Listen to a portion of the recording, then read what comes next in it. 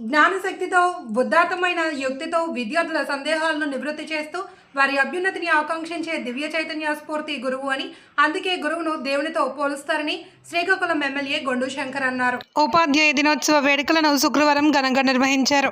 నిరంతర జ్ఞాన ప్రదాతలు ఉపాధ్యాయులు. అలాంటి గురువులకే స్ఫూర్తి ప్రదాత, విద్యార్థి లోకానికి చిరస్మరణీయుడు, చిర యశస్సు అందుకున్నారు.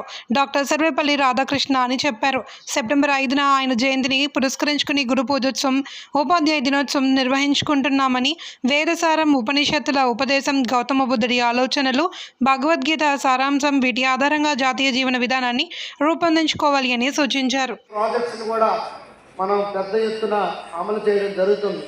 కేంద్రం నుండి 2,361 కోట్ల నిధులు మంజూరు చేసి ఈ పథకాల కింద అదనంగా మరొక 454 కోట్లు పిఎం3 కింద తీసుకురావడం జరిగింది. సమగ్ర శిక్ష కింద అయితే 2,361 కోట్లు, 454 కోట్లు పిఎం3 కింద తీసుకురావడం జరిగింది. 125 ప్రత్యేక ఆటిజం సెంటర్స్ని ఏర్పాటు చేసే యోచన కూడా ఈ ప్రభుత్వం చేస్తుందని కూడా సందర్భంగా తెలియజేస్తాను. స్కూల్ స్థాయిలో వృత్తిపరమైన విద్యను బలోపేతం చేసే రీజనల్ వొకేషనల్ హబ్స్, మొత్తం 4 హబ్స్లు ఏర్పాటు చేయడం జరిగింది.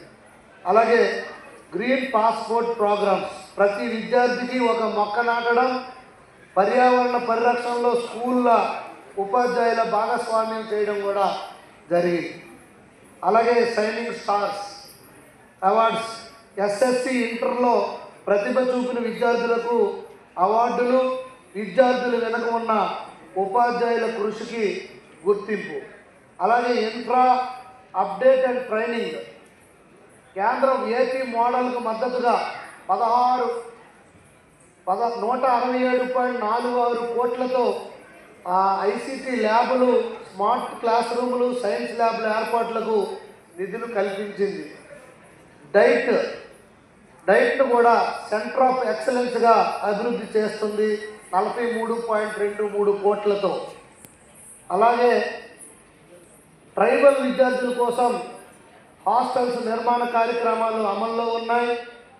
ఈ స్కీమ్ ద్వారా 11 కోట్లు పూర్తి స్థాయి హాస్టల్స్ కోసం ఇవ్వడం జరిగింది. 210.5 కోట్లతో పిఎం జన్మన్ 79 హాస్టల్స్కు రాష్ట్రంలో ఇవ్వడం జరిగింది. అలాగే పిఎం3 స్కూళ్ళు సంఖ్య 935కు చేరింది. వ్యవసాయ ఉన్నత విద్య మద్దతు, పటిష్టమైన skills, Andhra university NASSCOM MoU చేసుకొని డిజిటల్ వాళ్ళు వ్యవసాయం చేస్తుంటారు, వ్యవసాయం వాళ్ళకు ఉంది. అయినప్పటికీ ఆ అబ్బాయి ఐఏఎస్ 15th ర్యాంక్ వచ్చిందంటే అది కేవలం ఉపాధ్యాయుల వల్లే సాధ్యమైందని నేను నమ్ముతాను దృఢంగా. అందుకే నేను గర్వంగా చెబుతాను, దేశాన్ని పాలించే రాజకీయ నాయకులను, ప్రపంచాన్ని నడిపే శాస్త్రవేత్తలను, సమాజాన్ని మారుస్తున్న స్ఫూర్తి వంతులైన వ్యక్తులను ఉపాధ్యాయులే తయారు చేస్తారని నేను విశ్వసిస్తున్నానని సందర్భంగా తెలియజేస్తున్నాను. అందుకే నేను ఎప్పుడూ నమ్ముతాను, ఒక ఉపాధ్యాయుని ఒక మాట, ఒక చూపు, ఒక ప్రోత్సాహం ఒక విద్యార్థి భవిష్యత్తును తీర్చిదిద్దగలదు అని నేను విశ్వసిస్తున్నాను. నేను ప్రజాసేవకుడిగా భావించేది ఏమిటంటే, మన ఉపాధ్యాయులకు గౌరవం, గుర్తింపు, ఆధునిక వనరులు ఇవ్వడం మన సమాజపు బాధ్యత అని కూడా నేను ప్రగాఢంగా విశ్వసిస్తాను. ప్రతి గ్రామంలోనూ, ప్రతి పాఠశాలలోనూ నాణ్యమైన విద్య అందాలని, ప్రతి ఉపాధ్యాయుడు గౌరవప్రదంగా బోధించగల వాతావరణం ఏర్పడాలని నా ఆకాంక్ష. ఈరోజు సందర్భంగా నా నియోజకవర్గంలో ప్రతి ఉపాధ్యాయుడిని నేను గౌరవించడం జరిగింది. వారందరికీ వందనాలు. మేము చిన్నప్పటి నుండి గ్రామంలో గత 25 సంవత్సరాలుగా మా స్కూల్లో ఉపాధ్యాయుడిని గౌరవించడం మా సాంప్రదాయం, మా కుటుంబంలో. 1981 నుండి మేము ఇప్పటి వరకు సర్పంచ్ మా విలేజ్లో. అందుకు మాకు టీచర్స్తో ఆ అనుబంధం ఏర్పడింది.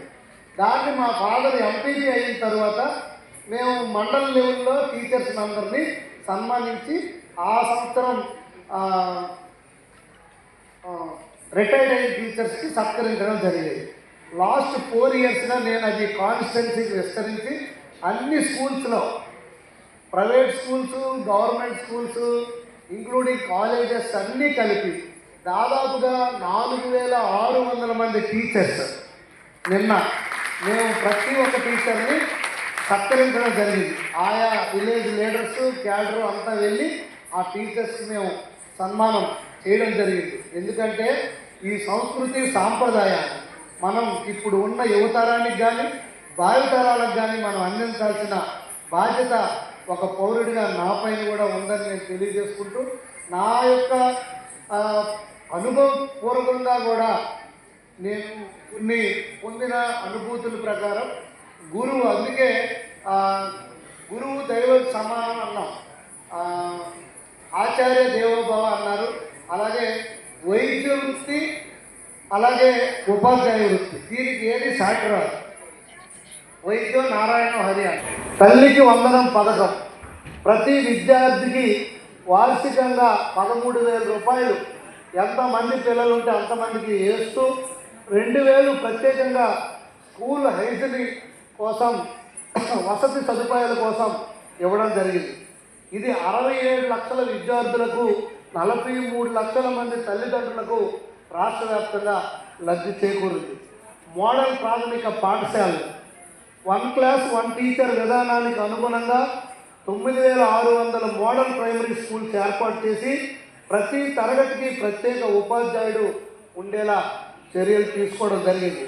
పని భారం తగ్గించేలా కృషి, ఉపాధ్యాయులు క్లాసులో బోధనపై స్పెషల్ ఫోకస్ పెట్టేలా చర్యలు, టెక్నాలజీతో అనుసంధానం ద్వారా తమ పనిలో నైపుణ్యం పెంపుదల చేయడానికి చర్యలు చేపట్టడం జరిగింది.